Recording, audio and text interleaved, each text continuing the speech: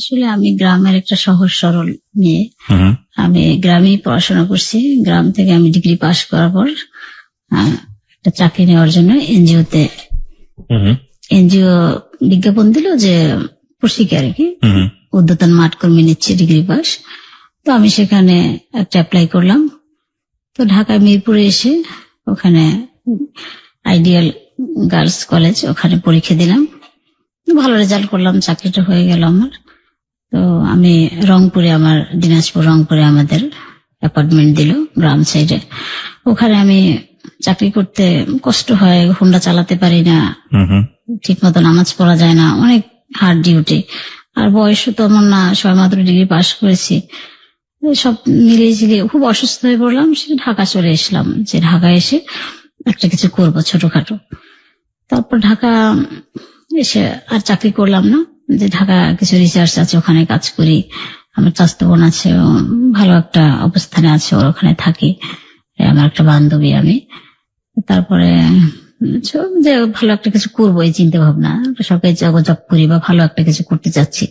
কিন্তু অনেক সময় ইন্টারভিউ দিতে গেলে দেখা যায় আমি একটু রিলিজিয়াস, অনেক অফিস অ্যাকসেপ্ট করে না, যখন একটু রাপ অ্যান্ড টাপ চাচ্ছে, যে আমি সেটা হতে পারবো না বা ডেকোরেশন হচ্ছে না, অনেক প্রবলেম আর কি।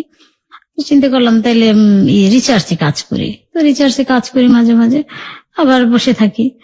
এখন মাস্টার্সে ভর্তি হলাম, মাস্টার্স করে ফেলবো। তারপর আমার চাচাতো বোন বললো ঠিক আছে, এখন যেহেতু মাস্টার্সে পরে একটা বিয়ে শাদী দরকার আছে, আর ওই প্রেম ভালোবাসা এগুলো জড়াইনি কখনো, আমাদের ফ্যামিলি খুবই রিলিজিয়াস, যেটা আগেই বললাম।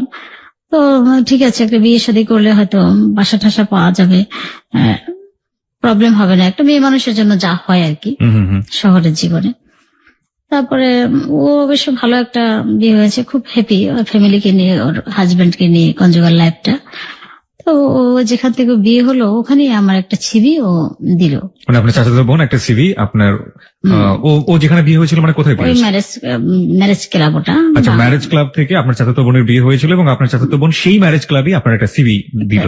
ছবি দিল। আচ্ছা, দেওয়ার পর ছবিটা দেখলো, মানে ওখানে তো ছেলেরাও ছবি দেয়, আর ছেলেরাও ছবি দিল। কয়েকটা ছেলে আমি দেখলাম, একটা ছেলে মোটামুটি পছন্দ হলো, তো ছেলের টকেটিভ, কথাটা তো বলে ভালো লাগলো না। পরে আরেকটা ছেলে মোটামুটি ভালো লাগলো, খুবই ভালো লাগলো, দেখতেও সুন্দর, আর কথা হয় না তার সাথে। ছেলেটা আবার আমার ডিটেলস দেখে, যে আমি কোথার মেয়ে, তারপরে কতদূর লেখাপড়া, তারপর আমার ছবিটা দেখেও ভালো লাগে, যে এরকম ঘুমটা টুমটা দিয়ে ছবি তোলা, পরে একটু পছন্দই করলো। আমার চাচাতো বোনকে ফোন দিল, টিএনটি, তখন তো মোবাইল এতটা অ্যাভেলেবেল ছিল না। তো ফোন দেওয়ার পর আসলো ক্লাবে, বলছে আমাকে নিয়ে আসতে। আমার চাচাতো বোন, আমি, আমার বান্ধবী, আর ওনার সাথে ওনার লোক ছিল। উনি বলছে ওনার নানা আর কি, আর তারপর একটা ফ্রেন্ড, আমার অফিসের কর্মচারী, 7-8 জন ছিল।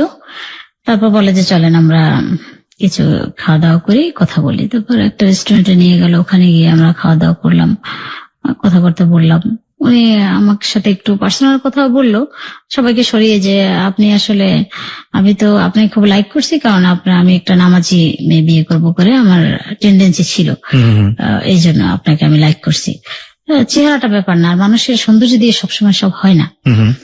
বলার পর আমারও ভালো লাগলো, যে আজকাল কয়টা ছেলে ধরনের অফার দেয়, অফার ছেলেরা তো সবসময় আজকাল একটু রাপ অ্যান্ড টাপ একটু ভালোই যাচ্ছে। তো আমারও মোটামুটি। আমি একটু একটু একটু ইন্টারফেয়ার করতে চাই আপনার সাথে। আপনি যে গল্পটা আজকে আমাদেরকে বলছেন, আমাদের শ্রোতাদেরকে বলছেন, এই গল্পটা কি আপনার ছেলে সম্পূর্ণ জানে? সবকিছু জানে না, তো অনেক ছোট, এবং আজকেই ও প্রথম হয়তো বা আপনার অসমের পুরো ডিটেলটা বলছেন। আমরা অত্যন্ত লাকি, এই অনুষ্ঠানটা অত্যন্ত ভাগ্যবান যে মা তার সন্তানের সাথে শেয়ার করেনি, ভাগাভাগি করেনি, অনেক বিশেষ কারণ। আমি কাউকে করিনি ভাইয়া, আমার বুকের মাঝে একটা সিন্ধু পেটে, সিন্ধুক দিয়ে আমি বড় একটা তালা মেরে রেখেছি। আমি আজকে ফার্স্ট আসলাম, কাউকে শেয়ার করিনি। আচ্ছা, আমরা গল্পে যাই।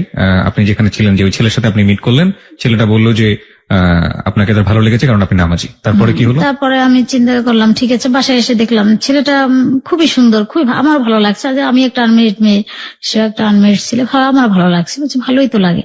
এরপর ছেলেটা একদিন আমার বাসায় হঠাৎ ফোন দিল, আমার চাচাতো বোনকে, বললাম আমি বাসায় আসতেছি। তো বাসা আসলো নিয়ে, আমি আপনারা কি খাবেন জিজ্ঞেস করছিল। আমার চাচাতো বোন বলে আমরা কি খাবো, তাতে আপনার কি দরকার? বলে যে না আমি আসতেছি তো এই জন্য। তো উনি একটা গাড়ি নিয়ে আসলো, ওনার একটা পাজেরো গাড়ি ছিল, অনেক বাজার নিয়ে আসলো।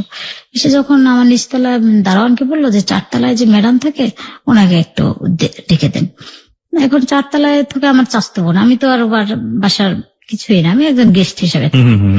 তারপর আমার চাচতো বোন আসলো, এসে দেখে সে তো অবাক যে এতগুলো বাজার টাজার নিয়ে আসলো, এটা কেমন দেখালো, ভালো দেখায়। তো তারপর আর কোনো কথা না বলে সবগুলো উপরে উঠে ফেললো দারোয়ানকে দিয়ে। তো ওনাকে আপ্যায়ন টাপ্যায়ন করলাম, আমরা চলে আসলো নিয়ে অনেকক্ষণ থেকে কথাবার্তা বলে চলে আসলো। এ থেকে ওনার সাথে আমার আলাপ করেছে, প্রায় উনি ফোন দেয়, আমি ফোন দিই, উনি ফোন দেয়, আমি ফোন দিই, আমার বোনকে ফোন দেয়, আবার বাসায় আসে, ভালো একটা খাবার নিয়ে আসে, হঠাৎ পিজে খাবার নিয়ে আসে, হঠাৎ অনেকগুলো চাইনিজ খাবার নিয়ে আসে, হঠাৎ অনেকগুলো ফুল নিয়ে আসে। অনেক আমি স্পঞ্জের মিষ্টি পছন্দ করতাম, অনেকগুলো মিষ্টি নিয়ে আসে। উনি আপনাদের বাসায় অহর্নিশি আসতো, সবসময় আসা যাওয়া করতো? সবসময় আমাকে পেত না। আমি এবার তাবলিগ জামাত করতাম, জামাতে মোনাজাতে থাকতাম, পেত না অনেক সময়। তা আমার তো মোবাইল ছিল না, সময় তো মোবাইল তো অ্যাভেলেবেল ছিল না, আর সেবা ছিল আর কি, বাংলা লিঙ্কটা যায়। আপনাদের বাসাতে আসতে ওনার কোনো সমস্যা ছিল না? ওই যে বোনের সাথে কথা বলতো, আবার আমার দুলাভাইয়ের সাথে কথা বলতো, বান্ধবীর সাথে কথা বলতো। কতদিন ছিল এই সম্পর্কটা আপনাদের? 1 বছর। 1 বছরের মধ্যে? 1 বছর আরো থাকতো, কিন্তু এক পর্যায়ে ওনার উপর আমি বেশি দুর্বল হয়ে গেলাম যে এত ভালো মানুষ, পুরুষ মানুষ, এত সুন্দর একটা মানুষ, এত টাকা পয়সা, তারপর এত ভালো। আমি নিজেকে নিজে খুব গর্বিত মনে করলাম যে আমার মতো একটা মানুষ, গ্রাম থেকে এসেছি, তাই এত ভালোবেসে ফেলছে, তাহলে আমি একে বিয়ে করবো। আর উনি তো আমাকে বিয়ে করতেই চাচ্ছে। তখন আমার চাচতো বোন বললো তাহলে ঠিক আছে আমরা ফাইনালে যাই, এখানে বিয়ে করে ফেলি। কিন্তু বিয়ে করার সময় আসে বিয়ের যে ব্যাপারটা, যে কাবিন করতে হয়, কাজীর অফিসে গিয়ে, এই ব্যাপারটা আসলে আমরা জানতাম না। স্বাস্থ্য বড় মনে অতটা জানতো না, জানলে হয়তো কাজী টিজি ডাকতো। উনি বললো যে আমরা আপাতত ইসলামী মাইন্ডে যেটা হয় তো ওটাই করি, তারপরে আমরা করবো, একটা লাক্সারিয়াস একটা বাসর করবো, এরপর ওই ইটা হবে, কোর্ট ম্যারেজটা হবে, এটাই শক্ত বিয়ে হয়। যেহেতু আমি চিটাগাং এর ছেলে, বরিশালের মেয়ে, আপনাদের একটু বিশ্বাস, যে ছেলেটাকে আপনি বিয়ে করবেন সেই ছেলেটাকে কথাগুলো বলবেন, হ্যাঁ একটু কনফিউজ থাকতেই পারে। তো এত কথা বললে তার প্রতি আমাদের কোনো আরই থাকে, তো পুরো ফেথফুলি হয়ে যায়।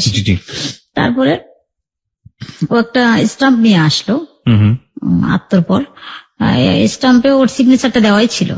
তারপরে আমাকে একটা সিগনেচার দিতে বললো, ওই সিগনেচারটা দিলাম। পরে বলে যে এটা নিয়ে অ্যাডভোকেটের কাছে নিয়ে কি কোর্টে নিয়ে আসবে, কোর্ট ম্যাচ হয়ে যাবে। ছবি দিল, আমার ওর ছবি দিলাম। বেশ, এরপর একটা হোটেলে, আমাদের মোটামুটি একটা ভালো উন্নত মানের হোটেলে আমাদের বাসর হলো। অনেক খরচ করলো, 1-1.5 লাখ টাকাও খরচ করে ফেললাম। বন্ধু বান্ধব, আমাদের আত্মীয় স্বজন আসলে সব করলো, অ্যারেঞ্জমেন্ট করলো, খাওয়া দাওয়া করলো। বেশ আমাদের রেখে ওরা চলে আসলো, অনেক ছবি টবি তুললো। বেশ ওখানে আমরা 2 দিন ছিলাম। এরপর বলে যে একটা বাসার দরকার আমাদের। আমি বলছি যে 10 নম্বরে আমি থাকি, কারণ ওখানে আমার চাচতো বোন আছে, তারপর আত্মীয় স্বজন আছে, আমাদের এলাকার একটা কাজের বুয়া থাকে, আমাকে একটু হেল্প করে। আপনি এর মাঝখানে যে 1 বছর সম্পর্ক ছিল তার সাথে, আপনি কখনো তার বাসায় যাননি? এবং তার বাসায় কিছু প্রেমনগর, প্রেমবাগান একটা বাসায় থাকতো, ও বলছে যে এইটা ওর বাসা, এবং ও ব্যাচেলর, এবং আলাদা একটা বাসায় থাকে। ও চিটাগাং এ, ওর 3টা ভাই, একটা দুবাইতে থাকে আর 2টা থাইল্যান্ডে থাকে। তাদের সাথে আপনার কখনো কথা বলা হয়নি? না, তারা বাংলা কথা খুব কম বলে, তারা নাকি ওই ভাষা বলে বেশি, মায়ানমারের ভাষা বলে বেশি, ওখানে চাকরি টাকরি করে। তো ঠিক আছে, তো আপনি 10 নম্বরে তারপরে বাসা ভাড়া করলেন? হ্যাঁ, বাসা ভাড়া করলাম। ওই ভাড়া করলো একটা 15,000 টাকা, একটা সুন্দর একটা বাসা। তখন এখন এই বাসার অনেক ভাড়া বেশি, তখন 15,000 টাকা ছিল। পরেও আবার ফার্নিচার দিয়ে বাসাটা সাজালো সুন্দর করে, আর কাজের মেয়ে আনলো 2টা ওখান থেকে। এভাবে আমরা সংসার করতেছিলাম। আমি ওর ব্যবহার, ওর চরিত্র আর ওর সব মিলেই এত ভালো লাগছে আমার, যে আমি ওকে বললাম যে আমি চাই তোমার মতো একটা সন্তান আমার হোক এই পৃথিবীতে, তোমার মতো আরেকটা মানুষ আসুক, এটাই আমি চাই।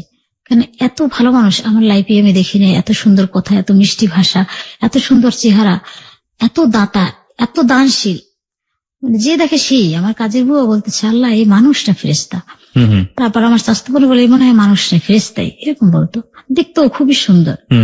তারপর আমি ওকে বলতাম কি আমি তোমার মতো একটা সন্তান চাই চৌধুরী, আমি তোমার মতো একটা সন্তান চাই, তোমার মতো হবে হুবহু, তোমার চরিত্র, তোমার চেহারা সবকিছু মিলিয়ে হবে আমার একটা সন্তানের। সত্যি আমাদের একটা সন্তান এসে গেল। খুব অসুস্থ হয়ে গেলাম। ও আমাকে ওই বছর হজে নিয়ে যাওয়ার কথা ছিল, যে তোমাকে নিয়ে হজ করব, কিন্তু আমি এত অসুস্থ হলাম যে আমাকে ইন্ডিয়া নিয়ে যাবে, কয়েকটা দেশে নিয়ে যাবে করে, কিন্তু নিতে পারো না।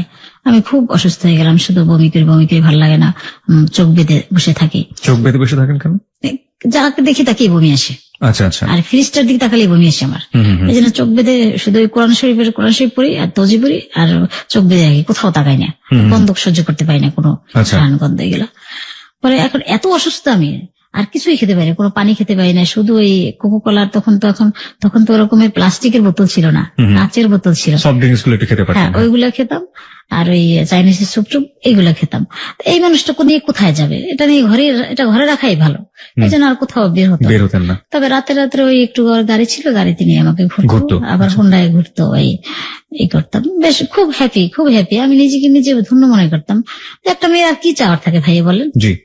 এর আর কিছু চাওয়ার থাকে? একটা ভালো স্বামী থাকলে, ভালো হাজবেন্ড, তারপরে এত সুন্দর হাজবেন্ড, এত কিছু আছে, এত সুন্দর মন, না চাইতে অনেক কিছু পাওয়া যায়। সে জুয়েলার্স নিয়ে আমার 50 ভরি স্বর্ণ দিয়ে সমস্ত বডি সাজিয়ে দিল। তোমার চেয়েও বেশি ওজন, দেখো আমি দিলাম তোমাকে 50 ভরি স্বর্ণ দিয়ে সাজিয়ে দিল সে আমার জন্য। সে ইন্ডিয়া থেকে সে একটা 3 পিস নিয়ে আসে, তখনই 4000, 5000, 7000, 8000, যে 3 পিস গুলো আমার গায়ে লাগতো না। আমি তো ছোটখাটো মানুষ ছিলাম, আর শুকনো ছিলাম একদম, গায়ে লাগতো না এরকম। তারপরে 50 ভরি স্বর্ণ আপনাকে যখন দিল, তখন কি আপনাদের বিয়ের কি 1 বছর পার হয়ে গেছে নাকি বিয়ের উদ্দেশ্যে? বিয়ের কতদিন পর, বিয়ের 8-10 দিন পর আর কি। আচ্ছা। তারপরে আবার সে অনেক মানে আমি কখনো বলতাম না, আর খুব শৌখিন, মানুষটা খুব শৌখিন ছিল, যে এই চেস্টাবটা এখানে থাকবে, এই কর্নারটা এখানে থাকবে, এই টেবিলটা এখানে থাকবে, এই কার্পেটটা বেডরুমে থাকবে, এখানে এটা সমস্ত বেডরুমটা আয়না ছিল, বাড়িওয়ালা করে আয়নাই করে দিছে। বিদেশিরা আয়না ব্যবহার করে, তুমি জানো না, বেডরুমে আয়না থাকলে ভালো লাগে। হ্যাঁ, প্রচন্ড শৌখিন একজন মানুষ ছিল এবং আপনি তার কোনো খুঁতখুঁতে পাননি না। তো বেবিটা যখন আপনাদের আসলো, তারপরে কি হলো? তারপর বেবিটা আসার পরেও আমি অসুস্থ, আমাকে খুব সেবা দিত, খুব সকাল 6টা থেকে রাত 11টা পর্যন্ত আমার পিছিয়ে খাটতো। আর মাঝে মাঝে যখন বাসা থেকে যেত তখন বলতো যে আমি দুবাই যাই, ব্যবসা, ম্যান পাওয়ারের ব্যবসা, ও দুবাই যায়, দুবাইতে ব্যবসা। কতদিন পর এরকম বাসা থেকে যেত? 8 দিন, 10 দিন, আবার 15 দিন পরে যেত অনেক সময়। 15 দিন আপনার সাথে থাকতো সে? মানে এই সময়টা অফিস করে যেভাবে বাসায় ফেরা দরকার, রাতের বেলা থাকা দরকার, সেটাই মেনটেন করতো। হ্যাঁ, সকাল 6টায় উঠে সে বুয়াদের সাথে নাস্তা করে, আমার নাস্তা বানিয়ে টেনে সব ঠিক করে লিখে যেত, আমি সব রেখে গেছি, তো প্লিজ একটু খেও। আবার আমি ঘুম দিয়ে উঠে চাস্তে নামাজ পড়ে 5 বার ফোন দিত, তুমি খেয়েছো এইভাবে। খুবই আমার কেয়ার ছিল তার। আচ্ছা। তারপরে আমি তো ওরকম অসুস্থ ছিলাম, কখনোই বুঝতে দেয় না সে, আমি বুঝতেই পারি না তার ভিতরে একটা হিপোক্রেসি থাকবে। এটা আমার এখনো বিশ্বাস হচ্ছে না, যেটা আমার ভাগ্যই, হয়তো আমার ভাগ্যটাই খারাপ। আচ্ছা, তো আমি গল্পের সামনের দিকে যাই। তারপরে আপনি যখন বেবি আসলো আপনার, এবং পরের ঘটনাগুলো কি আসলে কি হতে থাকলো? তারপরে বেবিটা আসলো সেপ্টেম্বর মাসে 27 তারিখে ওর ডাক্তার বলছে ডেট।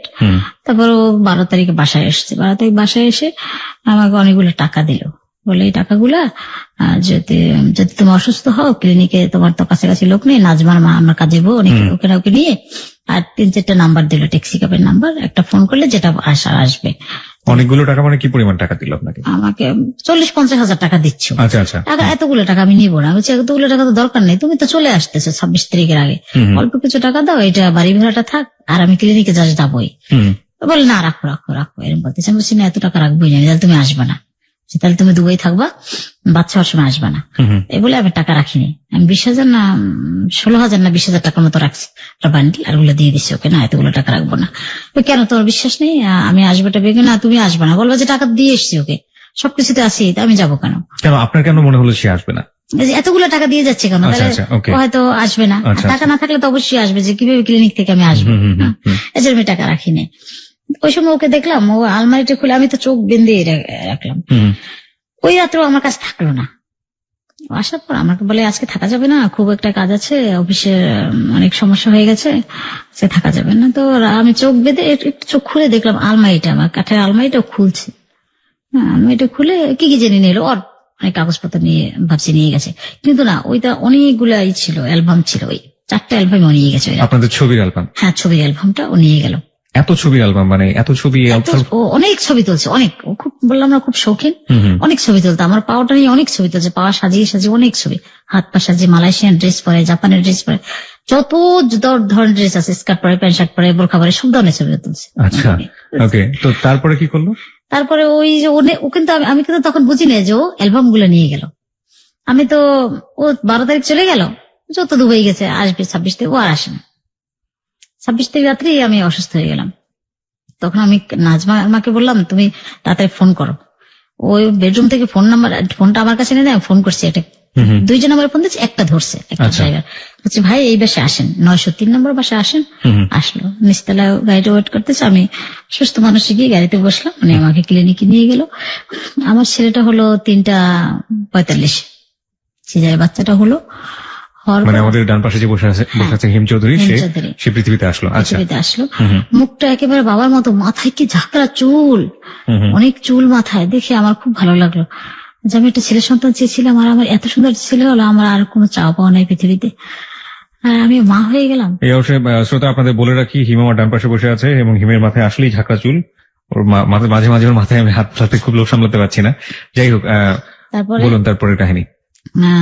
তারপরে এখন ওকে ফোনে পাচ্ছি না আমি, সে দুবাইয়ে তো ফোনে পাবো না। দুবাইতে 3টা সিম ছিল, সিম নাম্বার গুলো সবসময় ধরতো, রাত 3টা 4টা 5টা হ্যালো কি করতেছে সবসময় ধরতো, যে আমি অসুস্থ, কিন্তু ধরে না, একটা নাম্বারও ধরে না, সব বন্ধ।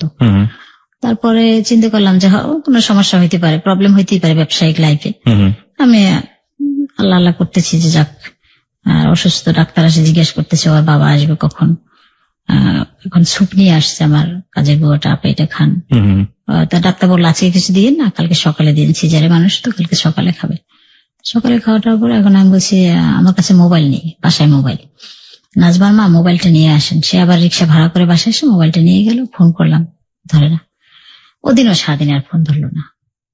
2 দিন হয়ে গেল, বাচ্চাটা হয়ে গেল, একটা এসি কেবিনে আমি নিলাম, অনেক এক্সপেন্সিভ সেটা। পরের দিন আবার 12টার দিকে ফোন দিচ্ছে, হঠাৎ ফোন ধরছে, ধরে বলতেছে তুমি কোথায়, কে? আমার কখনোই সে জিজ্ঞেস করে নাই যে কে তুমি, জীবনে ফার্স্ট টাইম জিজ্ঞেস করলো, এই যে জীবনে ফার্স্ট টাইম জিজ্ঞেস করলো তুমি কে বলছেন। আমার নাম্বারটা কিন্তু সে জানে, আমার কণ্ঠটাও সে জানে, যে কণ্ঠ শুনলে সে অসুস্থ হয়ে যায়, এক মুহূর্ত না দেখলে আমাকে থাকতে পারে না।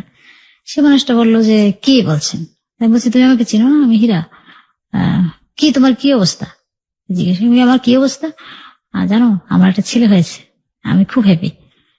বলে কি চাইলেই ছেলে হয়, এরকম একটা মানে একটু কর্কশ ভাষায় বললো, যে এত মৃত্যুবাহী এত সুন্দর সৎ ভাষায়, সে মানুষটা কেমন এটা। তখন আমার ভালো লাগলো না কথাটা, যে তুমি কি বলছো, তুমি আসো ক্লিনিকে এসে দেখে যাও, তোমার মতো অ্যাজ লাইক তুমি, অ্যাজ লাইক চৌধুরী বলতেছি। বলছে ঠিক আছে আমি আসবো না, তুমি খাওয়া দাওয়া করছো? বলছে হ্যাঁ, নাজবার মা চুপ নিয়ে আসছিল, খাইছি, ঠিক আছে আমি আসবো। ফোনটা রেখে দিল, আর কিছু জিজ্ঞেস করলো না, ছেলেটা কেমন, সুস্থ না অসুস্থ, কিছু জিজ্ঞেস করলো না। আমি ওটা সময় অসুস্থ, পেইন উঠতেছে সার্জারি থেকে, তা শুইলাম। তারপরে না আর ফোন দেয় না আমাকে। আমি আবার ফোন দিলাম যে তুমি আমার এত সুন্দর একটা সংবাদ শুনে, যে বাচ্চাটার জন্য তুমি এত ওয়েট করছো, বেবিটার জন্য এত করছো, তাহলে তুমি তোমার কোনো কিউরিয়াসিটি নেই, জিজ্ঞেস করবে না ও কেমন, আমার মতো না তোমার মতো, কেমন হয়েছে, ও কি সুস্থ না স্বাভাবিক, কত রকম হতে পারে না একটা বাচ্চা, তুমি তো কিছুই জিজ্ঞেস করো না বেবিটার সম্পর্কে। বলে যে আমি খুব ব্যস্ত, এটা বললো। বলছি ঠিক আছে তাহলে আমি একটু পরে ফোন দিই, ফোন রেখে দিলাম। রাত্রে আমি অনেক রাত্রে ফোন দিলাম, ভালো লাগে না, বলছে ভালো লাগে না, এখন ফোন দিলাম, তুমি ঘুমাও, ডাক্তারকে দাও বলতেছে। তো আমি ডাক্তার এসে বলছে তাকে দিছি, ডাক্তারকে বলছে আমাকে ওষুধ দিয়ে ঘুম পড়াতে, ইঞ্জেকশন দিয়ে। ডাক্তার বললো কি ব্যাপার, আপনার হাজবেন্ড এভাবে কথা বলে কেন, যে আপনি পেশেন্টকে এখনো জাগ না কেন, আপনার পেশেন্ট রাত 2টা বাজে, ঘুম পড়িয়ে দেন, অসুস্থ হয়ে যাবে, আপনার হাজবেন্ডের সাথে ভালো সম্পর্ক আপনার। বলি কেন ভালো সম্পর্ক থাকবে না কেন, কি বলেন এগুলা? না সে বললো যে আপনার ঘুম পড়িয়ে দিতে, আর কেমন কর্কশ ভাষায় কথা বললো। এখন আমিও মিলালাম যে আমার ওই ধরনের কথা কখনোই বলেনি, কখনোই না। এখন তারপরে আমি চিন্তা করলাম কেন এই কথা বললো কেন, মনে হয় ব্যবসা বাণিজ্য ভালো যায়নি, অনেক সময় ট্রাভেলের ব্যবসা হয় না, লাখ লাখ টাকা কোটি কোটি টাকা মার যায়, এ ধরনের কিছু হয়েছে, এই জন্য হয়তো আমার সাথে এই মিসগাইড কথাবার্তা বলছি। যাক সেটা মেনে নিলাম। পরদিন সকালে আর ফোন দিল না, সারারাত্রে 12টা 1টা বেজে গেল। ডাক্তার বললো কি যে আপনি তো আজকে 4 দিন, ম্যাডাম আপনি যদি 5 দিনে যাবেন না 4 দিনে যাবেন, আপনার তো অনেক টাকা বিল হয়ে যাবে, আর ছাড় তো আসলো না। আমি বলছি বিল করেন আপনি, কত টাকা হলো, অসুবিধা ছাড় এসে দিবে। তারপর 12টার দিকে ফোন দিলাম, যে ফোন ধরছে, তুমি কোথায়? বলে আমি কিছু একটা দোকানে এসছি, সিমেন্টের দোকানে এসছি। ওখানে কি করো? অফিসে না? কয় না অফিসে না। তুমি এখন কি অবস্থা তোমার? আমি তো কি অবস্থা তুমি জানোই, তুমি আসো ক্লিনিকে, বাচ্চাটা দেখতে আসছো না, আজকে 4 দিন। এখন আমাকে এখান থেকে রিলিজ দিতে চাচ্ছে, অনেক বিল হচ্ছে, আমি এখানে থাকবো কেন, কাজের বুয়া আছে, মেয়ে আছে, ওরাই তো সব করবে, বাসায় গিয়ে বসে থাকবো বাচ্চা নিয়ে। এখন বলে যে রিলিজ দাও, আমি কি করব? কি তুমি কি করবে তুমি জানো না? এখানে বিল দিতে হবে না? কত টাকা বিল হিসাব করতে বলো ডাক্তারকে। এভাবে কথাগুলো ফিকে ফিকে মারছে, ডিস্টেন্স হচ্ছে কথার ভিতরে।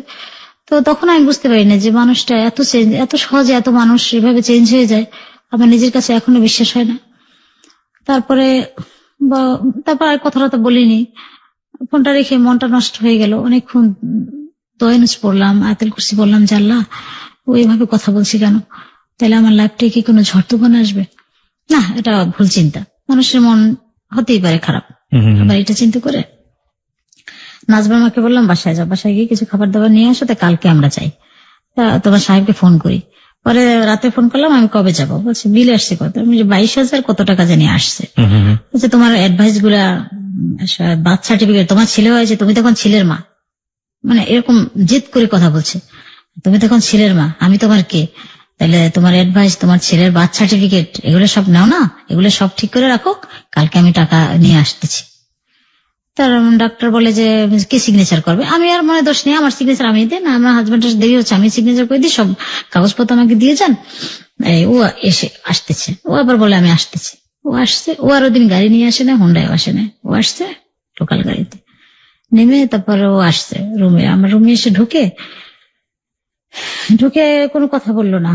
আমার বাচ্চাটার, বেবিটার দিক সে একবারও তাকায় নেই, সে একবারও তাকায় নেই যে একটা বাচ্চা পৃথিবীতে আসছে, সে নতুন একটা মুখ, সে কেমন, সে পঙ্গু হতে পারে, সে কালো হতে পারে, সুন্দর হতে পারে, অনেক রকমের হতে পারে, সবাই একটা ইন্টারেস্ট থাকে, কিন্তু তার কোনো আমার কাজের উপর যে ইন্টারেস্ট ছিল সেটুকু তার ছিল না। সে একবারও তাকায়নি, ও তো একটা তোয়ালে মরানো ছিল, শুধু আমার দিকটা কি বলে কাগজপত্র সব কমপ্লিট রেডি, তাহলে ই করো, সব ব্যাগ এন্ড ব্যাগেজ সব, আমি নিচে যাচ্ছি। নিচে চলে গেল, নিচে গিয়ে ট্যাক্সি ক্যাব নিয়ে আসলো একটা। তোমার গাড়ি? বলছে গাড়ি নিয়ে আসিনি, সবখানে গাড়ি নিয়ে আসা যায় না, সবসময় গাড়ি ইউজ করা যায় না, এরকম রাগ রাগ কথা বলতেছে। আমি আর কিছু জিজ্ঞেস করলাম না। তারপর আমাকে ও আসছে, ট্যাক্সি ক্যাবটা হলুদ ট্যাক্সি নিয়ে এসে বলে কি ক্লিনিকের ভিতরেই ঢুকছে একেবারে গাড়িটা। নাজমার মাকে বলতেছে ওকে ধরে ধরে নামান। যে মানুষটা আমার সন্তানটা পেটে 10 মাস, একদিন সে আমাকে গোসল করতে দেয়, আমার কাজের বুয়া দিয়ে সে গোসল করে না, সবসময় সে নিজের হাতে আমাকে গোসল করে দিয়েছে, নিজের হাতে খাওয়াই দিয়েছে। আর সে মানুষটা, আমি এত অসুস্থ সিজারের একটা মানুষ, সে একবার ধরে আমাকে সেই থেকেও নামায় না। তার ব্যবহারটা আমি অবাক হয়ে যাচ্ছি যে কেন এভাবে কথা বলছে কেন। আবার বলছে হয়তো বা টাকা পয়সা মার গেছে, লাখ লাখ কোটি কোটি টাকার ব্যবসা, হয়তো এই জন্য চেঞ্জেবল, এই জন্য। তারপর নাজমার মা আমাকে ধরলো, ওরা নাজমার মা ধরে ধরে নামাই আমাকে ট্যাক্সি ক্যাবে ঢুকালো। বাচ্চাটা নাজমার মার করে, নাজমার কাছে ওই সব আমার ব্যাগ এন্ড ব্যাগেজ, বলে যে এই ভাড়া দিয়ে দিলাম, আমাকে আর কোনো টাকা পয়সা দিল না, ভাড়া দিয়ে দিলাম, তুমি বাসায় যাও, আমি ফোন করবো না।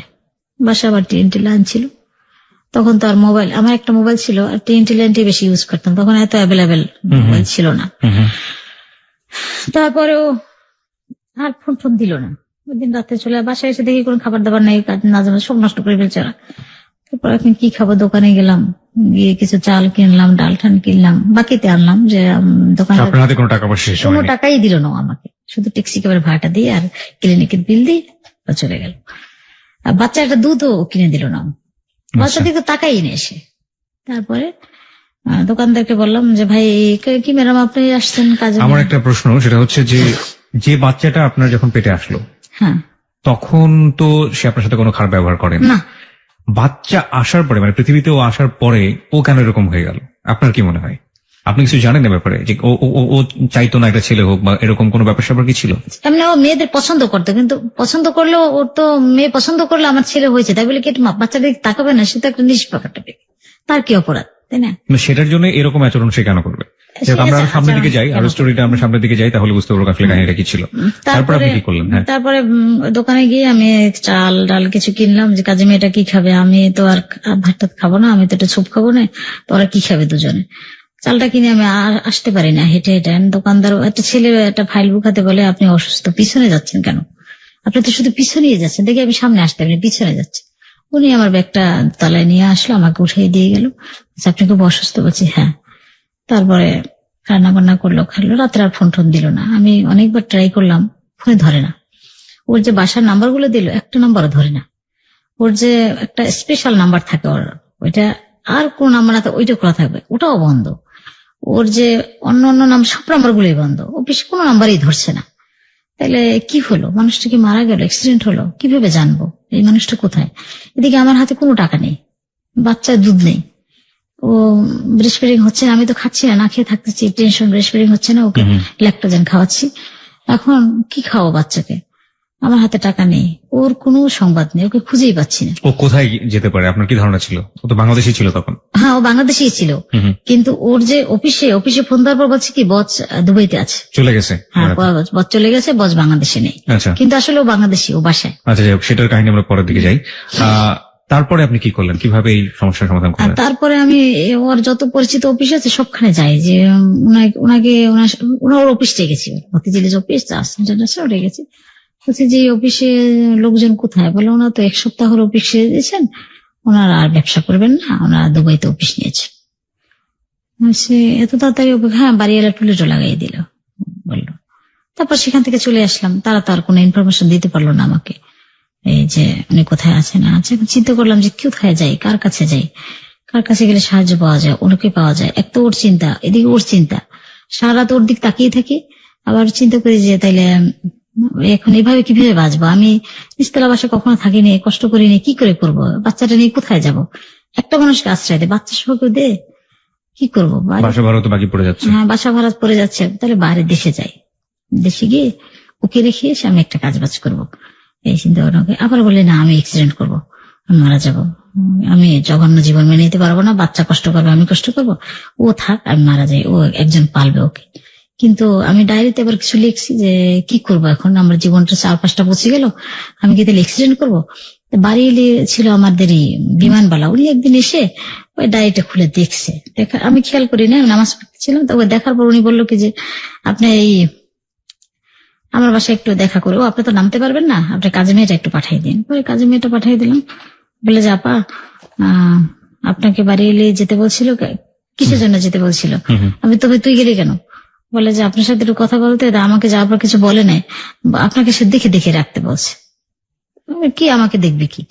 বাড়ি এলি করতে গিয়ে রাত্রে তালা মেরে রাখতো আউটডোরটায় আমার। আচ্ছা, কাজে মেয়ে দিয়ে যে উনি হয়তো এক্সিডেন্ট করবে, আর উনি একটা এক্সিডেন্ট করলে বাচ্চাটা। আপনার কি সুইসাইডের কোনো প্ল্যান ছিল? আপনি আমি আত্মহত্যা করবো, কারণ কি করবো, কোথায়? কি ধরনের প্ল্যান করতেন আপনি? যে আপনি নিজে মারা যাবেন না বেবি সহ মারা যাবেন এরকম? না, বেবিটা আমি রেখে, ও তো নিষ্পাপ, ও বাঁচুক, ও পৃথিবীতে এসছে, ও বাঁচুক, যদি ওকে বাঁচায় ও বাঁচাক, আমি কি করব? আমি কারোর কাছে বলতেও পারবো না। তাহলে আমি রাত্রে, অনেক রাতে যে অনেক বড় বড় ট্রাক চলে, আমার বাসা তো মেন রোডের কাছে ছিল, যে ধূপ করে সামনে পড়বো, সাথে সাথে মারা যাবো। তিনি কোন একটা সময় কোন একটি ম্যারেজ ক্লাবের মাধ্যমে কোন একজন খুব ধনাঢ্য ব্যক্তিকে বিয়ে করেছিলেন, এবং বিয়ে করবার পর 1 বছর ঘর সংসার করেছেন। 1 বছর ঘর সংসারের কোন একটি পর্যায়ে তার বেবি আসে।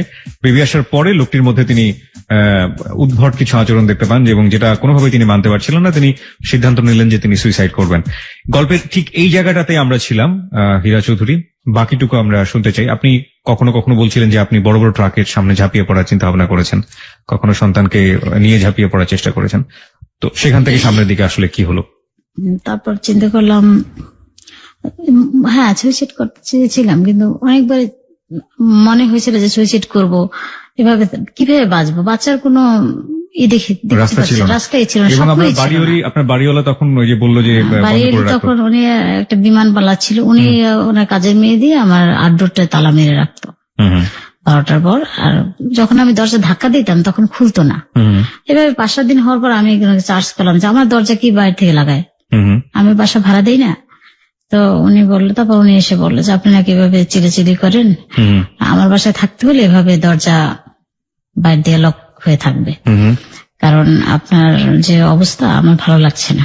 আচ্ছা আচ্ছা। তখন আমি ওনাকে বিকেলবেলা ওনার বাসায় গেলাম, আস্তে আস্তে হেঁটে নেমে নিচতলায় গিয়ে বললাম যে আপা, আপনি আমাকে কি ভাবছেন, আমি পালিয়ে যাব, ভাষা দিব না? বলছে না, আমি তো একজন মা, তারপর আমি একজন ওয়াইফ, তারপর আমি দেখছি আপনার যে আপনি আমার বাসায় থাকছেন, আপনার হাজবেন্ডকে দেখছি, আপনার যে প্রতিপত্তি টাকা পয়সা সবকিছু আমি দেখেছি, এখনো দেখছি যে আপনার কি সিচুয়েশন। আমি এই জন্য ভাবতেছি যে হয়তো আপনি একটা অ্যাক্সিডেন্ট করবেন, আর আপনার ডায়েরিটাও পড়েছি আমি, এই জন্য তালাটা মারি। আপনার যদি সন্তানের যদি একটু মায়া হয় তাহলে আপনি আর আত্মহত্যা করবেন না। আপনাকে কেউ আত্মহত্যা করতে চাইলেও আপনি ওর মুখের দিক চেয়ে আপনি বেঁচে থাকবেন। এভাবে উনি অনেক কথা বললো যে সন্তান কি জিনিস আপনি এখন মতো বুঝেন না, এই জন্য হয়তো আপনি সুইসাইড করতে চাচ্ছেন। কিন্তু আমি সেটা বুঝাতে চাচ্ছি, হয়তো 40 দিন যাওয়ার পর আপনি আর আত্মহত্যা করতে চাবেন না, আপনি মা হিসেবে বাঁচতে চাবেন, আপনি করুণা চাবেন মানুষের কাছে যে আমি বাঁচতে চাই আমার সন্তানকে নিয়ে। আমি সেটা বোঝানোর পর তালাটা খুলবো, যতদিন আমার এখানে থাকবে। আর আপনি চলে যান, আমার আপত্তি নেই। তারপরে আপনার ঘর সংসার গুলো কিভাবে চলতে থাকলো, মানে টাকা পয়সা গুলো কিভাবে আসতো? তারপর এখন আমি একদিন ও বলার পর একদিন রাতে স্বপ্ন দেখি কি যে একদিন রাতে শুয়েছি, ওর টাকা পয়সা তো নাই, খেতে পারি না, ওকে আমি না খেয়েই থাকি, সারাদিন না খেয়ে থাকি। যে টাকা ওই যারা পরিচিত যন্ত্রণা আছে ধার ঠারা আনি 200, 300, 400, 500 ওর দুধ কিনতেই চলে যায়, আমি না খেয়ে থাকি। 14 দিন পর আমি কিছু খাইনি। এখন কাজের মেয়েকে বলছি কি কাজের বুয়াকে যা আর কাজে এসো না, তো অন্য কোথাও কাজ নাও, কারণ ওরা তো অভাবী মানুষ, ওরা কি খাবে। তো ও খুব কান্নাকাটি করতেছে, আপা এত বছর কাজ করছে, আপনার অনেক দিয়েছি, অনেক খেয়েছে। এখন সব ফ্যামিলির তো অ্যাডজাস্টেবল না, কাজের মেয়েদের তো সবাই সব রকম করে না। তো বলছি না এখন তো আমার নিজেই চলতে পারি না, তোমরা কাজ টাজ নিয়ে নাও, আর আমি কাজ কষ্ট করে, ছোট একটা মেয়ে ছিল ওকে দাও, আমার বাচ্চারা দেখবে, আমি একটা কাজ বাজ করবো, কি করবো এখন, তোমার ভাইয়ের সাথে যোগাযোগ করতে পারতেছি না, সে কোথায় গেছে জানি না, হয়তো ব্যবসা বাণিজ্য নষ্ট হয়ে গেছে। এই বলার পর কাজের মেয়ে মহিলাটা চলে গেল, আর ওরা ছোট একটা মেয়ে দিল আমার ছেলেটা দেখার জন্য। তো মেয়েটার কাছে রেখে আমার বাচ্চাটা আমি, তখন আমার কত 15-16 দিন, আমি তখনও সুস্থ হইনি, আমি এদিক পড়ে যে ওদিক পড়ে যাচ্ছি, মানে সিজারে একটা মেয়ের অনেক ব্লাড যায়। তারপর ভালো ভালো খেতে হয়, আমি তো কিছু খাই না, শুধু না খেয়ে থাকি। তো মতিঝিল এসছি একটা ইন্টারভিউ দিতে, একটা অফিসে দেখলাম অলটেক্স, মানে লোক নিচ্ছে, ইন্টারভিউ দিতে এসছি। তো মালিক কারোর সাথে দেখা দেয় না, উনি খুব পর্দা মেনটেন্স করে, পুরুষ হলেও। তারপরে রিসেপশনে বললাম যে আমি একটু ওনার সাথে দেখা করতে চাচ্ছি। বলে না, উনি তো ওনার সাথে দেখা করবে না। আমি দেখা করব, আমি ওনার মায়ের মতো, আমি ওনার সন্তান, আমি দেখা করলে কি হবে এই বলে। তারপর ওনার রিসেপশনে কোনো মেয়ে রাখে না, ছেলে রাখে। বলছে উনি কারোর সাথে দেখা দেয় না। বলছে আমি ওনার মা, কেন দেখা দেবে না, আমি ওনার কাছে হেল্প চাবো, একটা ভালো সুইটেবল জব চাবো, বা কিছু ফাইন্যান্স হেল্প চাবো, কোরবানি আসছে উনি হজে যাবেন, আমার এই ধরনের একটা টেন্ডেন্সি। তো উনি যুক্তি দেবেন, আমি বলছি না আমি মালিকের সাথে দেখা করবো, হয় আমার চাকরি হবে না, এগুলো ফাইন্যান্স হেল্প না হলে আমি চলতে পারবো না, আমার বাচ্চারা না খেয়ে আছে। তারপর রিসেপশন শুনে একটু খারাপ লাগলো। তো বলে ওই যে গাড়িতে যাচ্ছে বিটখিটে চেহারা মানুষটার, চেহারাটা ভালো না, একদম বিচ্ছিরি উনি। আমি ভাবতেই পারি না, আমি সামনে গিয়ে দাঁড়িয়েছি ছিলাম। তারপর উনি চোখে বুঝে বলতেছে যে আমি তো কোনো মেয়ে মানুষের দেখা দিন, আমার ওয়াইফ ছাড়া ছড়িয়ে বলছে আমি আপনার মা।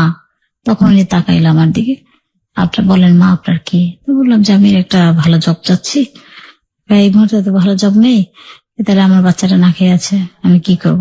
তো উনি আমাকে 10,000 টাকা দিলেন, যে এটা দিয়ে আপাতত চলেন, আপনার জন্য একটা চাকরির ব্যবস্থা করবো। যেহেতু আপনি আমার মা বলছেন এই জন্য আপনার সাথে কথা বললাম না, আমি কথা বলিনি। বাসায় চলে আসলাম, এসে ওই বাসা ভাড়া কিছু রয়েছে এগুলো দিলাম, আর কাজের লোকের বিল টিল দিলাম, স্যাটেলাইটের বিল, টেলিফোন বিল টিল দিয়ে উঠলাম। আর অনেক খুঁজে আসলাম ওনাকে, আমার হাজবেন্ডকে, হ্যাঁ পাইলাম না, না পেয়ে মন খারাপ, কত ফোন করি কাউকে। ওনার যে ফ্রেন্ড, উনি অনেক উচ্চমানের লোক, ওনার ফ্রেন্ডের কাছে গেছি যে ভাই উনি কোথায়, উনি বজ ডাকতো নাকি, আপনার বজ কোথায়? উনি বলে হীরা তুমি আমার বচের বউ, কি বলবো, বজ তো দুবাই চলে গেছে, আর বাংলাদেশে ব্যবসা করবে না। তাহলে বজ দুবাই গেছে, আমাদের জানাবে না কিছু? আমার বাচ্চাটা না খেয়ে আছে, আমাদের হেল্প করেন। বলে যে না হেল্প করতে তো পারি না, আমি সমস্যা আছি। উনি আর কোনো হেল্প করলো না আমাকে। উনি আমাকে একটা বুদ্ধি দিল কি, যে একটা ফ্ল্যাট নিয়ে তুমি বিদেশিদের ভাড়া দাও, বিভিন্ন রকমের গ্যাঞ্জাম সৃষ্টি হয়, এমন একটা বুদ্ধি দিল যেটা আমি অ্যাকসেপ্ট করতে পারলাম না। আমার বিবিকে ভালো লাগলো যে না না এগুলা না, কেন, আমি শিক্ষিত সচেতন, আমি পরিশ্রম করে খাবো, এটা ছোট কাজ করব, তার মধ্যে আমার একটা সুখ আছে, এগুলো করবো না, না না বিদেশিদের ভাড়া দেবো না, রোজা নামাজ না বিধর্মী ওর দরকার নেই। আমি আর ওনার ওটা এগ্রি হয়নি, এই জন্য উনি আর আমাকে হেল্প করলো না। আচ্ছা, আপনি কোন পর্যায়ে গিয়ে জানতে পারলেন যে আপনার হাজবেন্ডের এখানেই আছে এবং আপনার সাথে ফাঁকি দিচ্ছে, ওটা কতদিন পরে? তারপরে এটা জানলাম প্রায় ওর বয়স যখন 7-8 মাস। তার মানে আপনার বেবির বয়স যখন 7 থেকে 8 মাস, তখন আপনি জানলেন কোন একটা কিছু। সেটা আপনি কি জানলেন? সেটা ওটা মতিঝিলে একটা অফিসে গেলাম, বললাম যে এখানে উনি টিকিট দেয়? চৌধুরী বলে হ্যাঁ।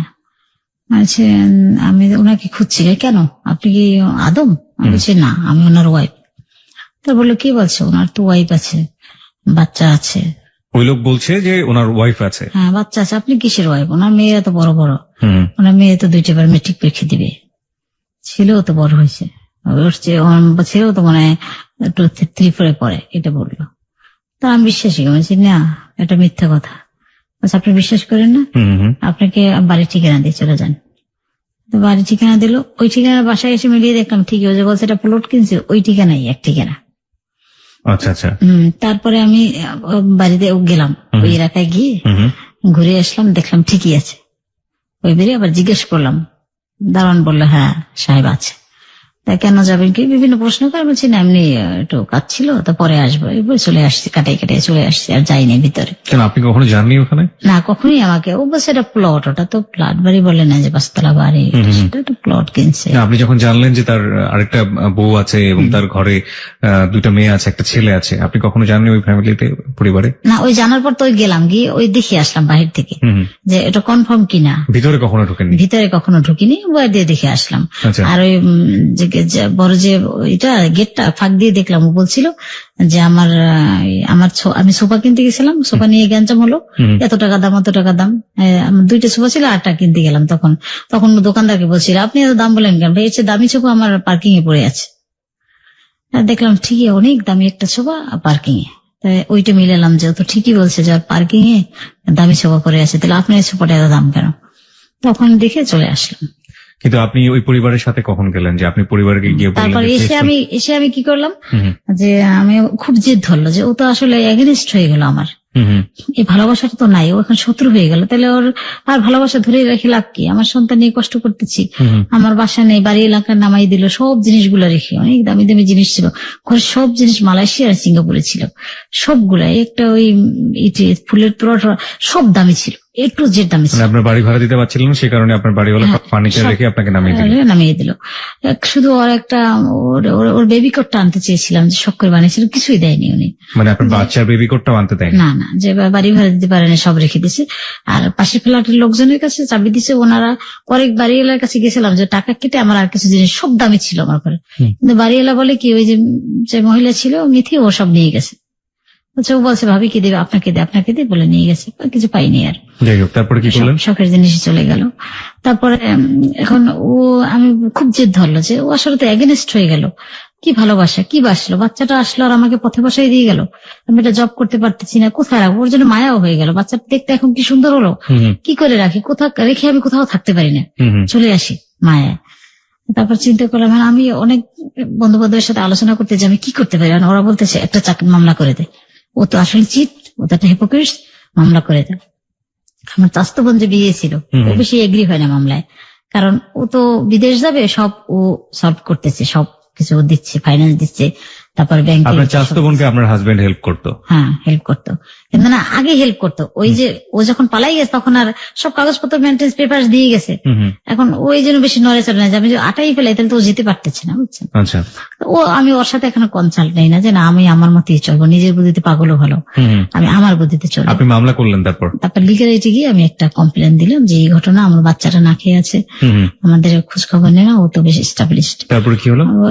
দেওয়ার পর 15-16 দিন পর একটা ডেট দিল, সেই ডেটে আমি বাচ্চারা কোলে নিয়ে যাচ্ছি, আমার গাড়ি ভাড়া নেই, আমি সেই মিরপুর থেকে হেঁটে যাচ্ছি একেবারে শিবম বাগিচা, গিয়ে দেখি নিচে দাঁড়ানো ওর ফ্রেন্ড দুলাল ভাই দাঁড়ানো।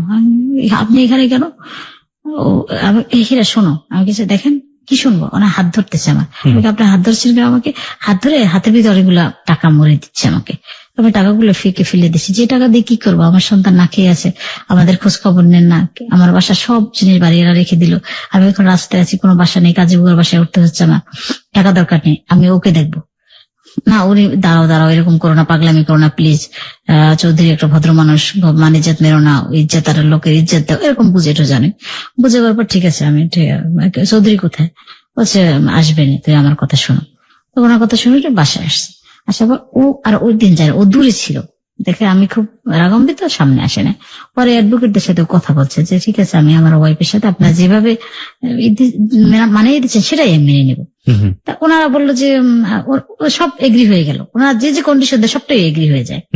পরে আমি যাওয়ার পর বলে কি, আপনার হাজবেন্ড তো খুব ভালো মানুষ, যেমন মিষ্টি ভাষা, যেমন দেখতে, আমাদের সবাইকে খাওয়ালো, আমাদের সবাইকে খাওয়াইছে অফিসে গিয়ে, এবং যা বলছে তাই মেনে নিচ্ছে, তাহলে আপনি এত মেজাজ করেন কেন? এখন দেখি আমি খারাপ হয়ে যাচ্ছে। ঠিক আছে, মেনে নিলে তো আমিও মেনে নিলাম। তো ওনাকে আসতে বলেন, ডেট দিল, সেই ডেটে ও আগে গেছে, ও গেছে ঠিক 8টা-9টার দিকে সকাল, গিয়ে বলে যে ভাই আমার তো একটা বোর্ড মিটিং আছে অফিসে, বিদেশে অনেকগুলো লোক পাচ্ছিলাম, হজ যাত্রী ফেরত আসছে, আমার অনেক সমস্যা গেছে, কয়েক কোটি টাকার ব্যাপার, আমি সিগনেচারটা করে নিচে যাচ্ছি, আমার ওয়াইফ আসতেছে, বাচ্চাও নাকি আসতেছে, বাচ্চাটা নিয়ে ও সিগনেচার করবে আর নিচে দেখা হবে। এই চালাকি করে সিগনেচারটা করে চলে এসছে। আমি গিয়ে বলি ও কোথায়, আমি ওর সামনে সিগনেচার করব, আমি ওকে বিশ্বাস করি না, ও একটা পিচ্ছিল মানুষ, ও খুব চালাক মানুষ। বলার পর বলে যে আপনি কেন বিশ্বাস করেন না, এত ভালো মানুষকে বিশ্বাস করেন, কাকে করবেন? ওই অ্যাডভোকেট গুলো বলতেছে আপনি সিগনেচার করেন। পরে আমি সিগনেচার করছি, সিগনেচার করার পর ও ফোন দিছে, ওখানে ফোন দিয়ে আমাকে বলতেছে তুমি আমার চেয়ে চালাক হওনি, আমি অনেক চালাক, যা বলতেছে। এখন আমি দেখেন, যখন ওনারা ধরে তখন বলে কি ভাই আমার ওয়াইফকে দেন একটু কথা বলি, হ্যাঁ মিষ্টি হেসে হেসে বলে। আবার যখন আমি ফোনটা ধরি বলে আসো এজিবি কলোনিতে আসো, তোমার সাথে কথা আছে। আমার মুখোশ খোলার মতো যোগ্যতা তোমার হয়নি, তুমি বাংলাদেশ কেন, তুমি বিদেশ থেকে ডিগ্রি আনলো, আমার মুখোশ খুলতে পারবে না, এটা বললো। তারপর আমি চিন্তা করলাম সিগনেচারটা করলে ফেলাম, আর এই ধরনের কথা বলে। সিগনেচারটা মূলত আপনারা করেছিলেন যে আপনারা মিউচুয়াল হয়ে গেছে, সব ধরনের সমস্যার সমাধান এগ্রিও। আচ্ছা, ওকে। তারপরে আমরা এজিবি কলোনি গেলাম, ওখানে একজন অ্যাডভোকেট ছিল, আমি, আমার চাচাতো ভাই আর আমার এক বোন, আমার কাজের বউটা, আমাদের বাসার সবাই গেছি। যাওয়ার পর আমি একটু উত্তেজিত হয়ে যাই ওর পর, আর ও খালি প্লিজ এভাবে করো কেন, ও বিভিন্ন কমেডি কথা বলে, হাসাতে চাচ্ছে আমাকে। আমি যে না, এইভাবে হাসা হয় না চৌধুরী, তুমি কিন্তু আমার সাথে খুব বড় ধরনের একটা বেইমানি করলা, আমি একটা আনমেরিড মেয়ে, আমি তো আর বিয়ে করিনি, তুমি আমার হাজবেন্ড, অথচ তুমি বাচ্চাটা হওয়ার পর আমাকে খাওয়াচ্ছ না, পড়াচ্ছ না, দেখছো না, সেই কত লাক্সারিয়াস লাইফ, এখন আমি কাজে পড়বো বাসায় থেকে। আরে থাকতে হবে না তোমার, ওসব থাকতে হবে না, কালকে তোমাকে একটা পেমেন্ট পাচ্ছি, আমি 2 কোটি টাকা দিয়ে দেবো, তুমি টাকাটা নিয়ে বাড়ির ধারা বা বনানীতে উঠে যাবে একটা অ্যাপার্টমেন্টে, আর একটা হলুদ ট্যাক্সি ক্যাব দিচ্ছি, ওটা দিয়ে বাজার খাবে, কোনো অসুবিধা নেই, এটা চিন্তা করো না প্লিজ, এগুলো ভাবো না, তুমি শান্ত হও। এবার বুঝে আমাকে, বুঝে বলার পর ঠিক আছে কবে টাকা দিবে, এই যে পেমেন্টটা পাচ্ছি কালকে পরশু এরকম করতেই আছে, 1 টাকাও দিচ্ছে না ভাই। এরকম করতে করতে 7 মাস গেল। এখন আমি যেখানে থাকি সেখান থেকে 4-5 দোকান থেকে বাজার এটা সেটা নিয়ে আসছি, আর এই ফাঁকে ফাঁকে আমরা টিউশনে গেলে একটা বাচ্চা স্ট্যান্ডার্ড 1-এ পড়ে, ওকে পরে ওখানে 3000 টাকা পাই, ওকে কোলে নিয়ে পড়াতে যে সমস্যা হয়, ওই যে বাপটা, ওই মেয়েটার যে ফাদার, উনি বলে যে এইভাবে হবে না, উনি বাচ্চা নিয়ে আসে কেন, উনি একা আসবে, বাচ্চাটা কোথায় রাখবো ভাই বলেন, কাজের মেয়ের কাছে রেখে বাচ্চাটা যেতে পারি না, ছোট একটা মেয়ে, একদম 7 বছর একটা মেয়ে। আমি তারপর তবু ওনার বউটা বলে কি থাক, অসুবিধা আছে, বড় লোকের বউ ছিল, আজ কিছু নাই, থাক, উনি একটু ছাড় দেয় আমাকে। বাচ্চাটা আবার আমাকে খুব পছন্দ করে, আন্টির পর আমার ভালো লাগে। এবার বাচ্চাটা পরে ওই টাকা দিয়ে একটু চলি কোন রকমের, ওকে এখন আর দুধ খাওয়াতে পারি না, ল্যাকটোজেন খাওয়াই, যে মিল্কপিট আছে না, অনেক পানি মিলিয়ে খায়, বাচ্চাটা মোটা হয়েছে কিন্তু হালকা, ওই যে খাওয়াতে পারি না এই জন্য। তারপর এখন বলে আজকে টাকা দেবো, কালকে টাকা দেবো, আসে ওখানে আসে, ওই একটা স্কুল আছে না, শেরে বাংলা স্কুল ছেলেদের, ওখানে আসতে বলে, ওখানে যাই, আমার 2 কাপ চা খাওয়ায়, হাসায়, আবার আমরা পাঠাই দিই রিক্সা ভাড়া দিয়ে, এরকম দেয় না, আমার মনটা নষ্ট হয়ে গেল। এবং আপনার সাথে আপনার বাসায়ও আসে না, আসে না, থাকেও না, আমার ওখান থেকে বিদায় দেয়, এরকম করে। তো আপনি যখন জানলেন যে তার আরেকটা বউ আছে, ও সবাই তো জানি না, তখনও জানিনি। আচ্ছা, তো ওনার বাসায় আপনি কখনো গিয়েছিলেন, আপনি ওনার ওয়াইফের সাথে ফেস টু ফেস কখনো হয়েছিলেন? হ্যাঁ, তারপর এই তো সামনে গেছি। তারপরে এখন এইভাবে করার পর আমি চিন্তা করলাম ওকে তো এইভাবে ধরা যাবে না। আমার স্বাস্থ্য ভাই বলে কে, ও কিন্তু খুব পিচ্ছিল মানুষ, ওর মামলা করে দিই কোর্টে। তখন কোর্টে মামলা করার পর, এখন ওই মামলাটা পাওয়ার পর ও আমাকে ফোন দিছে, ফোন দিয়ে বলে কি তুমি আমার বাসার ঠিকানা জানছো না জামালের কাছে? বলছি হ্যাঁ, তুমি বাসায় আসো। তখন বাসায় আমি গেছি, বাসায় যাওয়ার পর, যে বাসা আপনি অনেক আগে দেখে আসছিলেন? হ্যাঁ, দেখে আসছিলাম, আমার বাড়িতে আর কি, বাসা ওর নিজস্ব বাড়ি, 5তলা বাড়ি। তারপরে দারোয়ান দেখলাম আমাকে বেশ সুন্দর করে ঢুকে দিল। দারোয়ানকে বলছে যে বোরখা পরা থাকো, মহিলাটা জানে যে বোরখা ছাড়া আমি কোথাও জীবনে বের হবো না, বুঝছেন, বেশ ঢুকতে দিল। আপনার ছেলেকে সাথে করে নিয়ে গিয়েছে? হ্যাঁ, ছেলে তো ছোট তখন, গেছি। তখন বয়স কত? ওর বয়স তখন 1 বছর হয় নাই। আচ্ছা আচ্ছা। তখন যাওয়ার পর দরজা নক করলাম, দরজা কলিং বেল চাপ দেওয়ার পর দরজা খুলছে একটা মহিলা, সে অপূর্ব সুন্দর, মনে হয় কি ভেস্তের অপসরী, সে সাধারণ মানুষ না, অপূর্ব সুন্দর। আমি কেউ ঠান্ডা হয়ে দেখছি তাকে। বলছে আপনি এটা কি চৌধুরী বাড়ি? বলছে হ্যাঁ। বলছে আপনি কেন আসছেন? এই তো কাজ ছিল। আপনি কে? আমি মিসেস চৌধুরী, উনি বললো। তারপর আমি একটু ভিতরে আসতে পারি আপু? বলছে হ্যাঁ আসেন, বসেন। বসার পর আমি বললাম যে আপনি এত সুন্দর, আপনাকে রেখে আপনার হাজবেন্ড বিয়ে করতে পারলো? আপনি তাকে বললেন যে আপনাকে রেখে আপনার হাজবেন্ড বিয়ে করতে পারলো? বিয়ে করতে পারলো? কাকে? আমি আমাকে। এই যে আমার ছেলে, আমি। বলছেন নেভার, এটা কোনোদিনই হতে পারে নাকি? চিৎকার দিয়ে উঠছে, বিকট এক চিৎকার। বাবলু এটা হতে পারে না, এটা বললো। বাবলু ছিল আপনার হাজবেন্ডের নাম? হ্যাঁ। ওনার মা আসতো না, মা খুব কোঅপারেটিভ। ওনার মা এসছে, এসে ও মেয়েকে বুকে জড়িয়ে ধরলো এক হাত দিয়ে, আর এক হাত দিয়ে আমাকে ধরলো। আমাকে সবাই বসালো আর মেয়েকে বলো তুই স্থির হ, সবকিছুই তো তোর। ও এসে বললে অমনি তুই ভেঙে পড়লি, তুই কাচের পুতুল, স্থির হ। ওনার মা খুব কোঅপারেটিভ, সমস্ত ঘটনাটা চাপড় দিল। ওনার ভাই আবার খুব অল্প বয়সী ছেলে, তো সে এসে টেবিলটা ফিকে মারলো আমার গায়ে। আমি তো বাচ্চার জন্য আমি টেবিলটা আবার এরকম ফিরে, ও একটা বকা দিচ্ছে, আমি ওনাকে একটা বকা দিয়ে দিচ্ছি ওর মাকে। ওর মা বলে কি আমাকে বকাটা দিলে কেন? আমি বললাম খালাম্মা আসলে আমি উত্তেজিত হয়ে গেছি, ডোন্ট মাইন্ড, মনে করে আপনার ছেলে তো ছেলেকে বকাঝকা দিয়ে থামালো। আর ভাবছি যখন ছেলেকে থামালো তাহলে ব্যাপারটা হয়তো একটা আমাকে কিছু সলিউশন দিবে যে তুমি এভাবে করো, এভাবে করো। আর ও কিন্তু বাসায় ছিল, ওর বাবা বাসায় ছিল, সে ওর নিজের সবাই তো ওখানে একটা গেট, এখানে অনেকগুলো রুম, নিজস্ব ফ্ল্যাট, ও বের হয়ে গেছে কোন একটা দিকে। This track was downloaded from FusionBD.com. আর ও বলে গেছে, বের হওয়ার সময় বলে গেছে যে আমাদের যেন মেরে ফেলে, আমাকে আমার সন্তানকে যে এখানে বিদেশ করে দেয়, এটা বলে গেছে ওদের। যেগুলো সব ব্ল্যাকমেল, আমার ব্যবসা বাণিজ্য নষ্ট করার জন্য এগুলো করতেছে। মানে উনি আগেই পরিবারকে কনভিন্স করেছে যে এটা ব্ল্যাকমেইল করতেছে আমাকে, এরকম ভাবে এই মহিলাটা অনেকদিন থেকে আমাকে আগে থেকে ব্ল্যাকমেইল। হ্যাঁ, ও আমার এক ফ্রেন্ডের ওয়াইফ, এই বলছে আমার ফ্রেন্ডের ওয়াইফ, কিন্তু এখন এইগুলো দাবি করতেছে ওকে ফিনিশ না করলে আমি কিন্তু কোন রকমের ব্যবসা বাণিজ্যে শান্তি পাবো না, এটা বলছে। বলার পর এখন ওর শাশুড়ি কিন্তু ওকে জবাব দিতে করছে। ওর বড় শালা যে, সে বলে না না আমি এটা বিশ্বাস করি না, ওনার আবার ওপেন হার্ট সার্জারি অপারেশন হয়েছে, অসুস্থ। বলছে না না আমি তো মরেও যেতে পারতাম, আমি সত্য কথা বলেই মরবো। এতে হাতছে বাবলুর মতো, চেহারা বাবলুর মতো, কি বলেন মহিলা মিথ্যে কথা বলে। আপনার বেবিকে দেখে সে বলছে? হ্যাঁ, বেবিটাকে ও বলতেছে, আর ও তার মতোই হাঁটে নুয়ে নুয়ে, সবকিছু তার মতো। এখন ওকে না কি জানি খাওয়াচ্ছে, আমি ভয় পেয়ে যে খেলাম এটা সেটা খাওয়া, তোমার ছেলেকে মারবো না মা, ভয় পেও না। ভাবছি পরিস্থিতিটা, আমার কিছু খাবার দিল, খাও। 9টার দিকে গেলাম আমরা, 3-4 বেজে গেল, দুপুরে খাবার দিল, খাওয়া আমার খেতে ভালো লাগছে না। হঠাৎ আমি দুপুরে খাবার আগে শুনি কি ওর শালা বলতেছে আমাকে, আর একটা ফোন করতেছে যে না বেশি ঝামেলা নেই, খুব ছোটখাটো মানুষ, একটা সাথে ছোট বাচ্চা, বেশি অল্প একটা ছোট ধরনের একটা কিছু আনিস, মানে অস্ত্রপাতি আনতে বলছে, আর বস্তা টস্তা ঠিক আছে, লাশ বের করতে সমস্যা হবে না। এই কথাটা শুনে আমার কলিজাটা একেবারে, তাহলে আমাকে মেরে ফেলবে, আমার রাখবে না, আমাদের মেরে ফেলবে। আমি 100 আমি বাঁচবো না। আমি খুব দোয়ানেস পড়ি, তারপরে যা দোয়া কালাম আছে মুখস্থ, ইয়াসিন সূরা পড়ি, আর রহমান সূরা পড়ি। জানলা আমার জীবনটার জন্য ভাইয়া সবারই মায়া, বলেন যত অসহায় থাকি, জানলা আমি যেন বেঁচে থাকি। আমার বাবাটা এর আগে আত্মহত্যা করতে চাইছে, এখন বাবুটা একটু বড় হয়েছে তো মায়া লাগে, ওর জন্য বাঁচতে ইচ্ছে করে। আল্লাহ আমাদের জন্য মা না মারতে পারে, আল্লাহ তুমি একটু উসিলে আমাকে বাঁচাও, হায়াত থাকলে অবশ্যই বাঁচবে। এগুলো বলতেছি মনে মনে। ভাত খেতে বলে খাইনি আমি, ওনার শাশুড়ি বলে খাও খাও, তুমি মন খারাপ কেন মা? উনি খুব কোঅপারেট তো, আমাকে বুঝাচ্ছে না ব্যাপারটা, ওরা তো আসতেইছি। পরে আমি নিচে গিয়ে দারোয়ানকে বলি কি ভাই আমাদের একটু যেতে দেওয়া যায়, বাচ্চাটা ও উপরে, আমি বেরিতে পারলেই তো ওরে নিতে পারবো লোকজন ডেকে। দারোয়ান বলে আপনাকে তো বের হতেই দেওয়া যাবে না, উপর থেকে অর্ডার আছে, দেখেন না একজন একজন করে ঢুকে একজন একজন করে বের করি। তখন চিন্তা করলাম তাইলে তো আর আমার বাঁচা হবে না। ওই যে ছোপাটার কথা বলছে যে আমার পার্কিং এটা দামি ছোপা পরে আছে আর এত দাম, ওই ছোপাটার উপর বসে চিন্তা করতেছি যে কতদিন আগে এই ছোপাটার কথা বলছে, তাই মরার আগে বসে থাকি, মরবই তো, আসবে মারবে, এখান থেকে বের হবো না, কত নিজের বাড়ি নিজের সবকিছু, যা বলবে তাই, কাজের লোক সব কনভিন্স করা। পরে 2টা লোক আসছে, লম্বা লম্বা 2টা ছেলে, ইয়ং ছেলে, সে মানে ওর ইশারা দিচ্ছে ওখানে বসে যে আমরাই ক্যান্ডিডেট।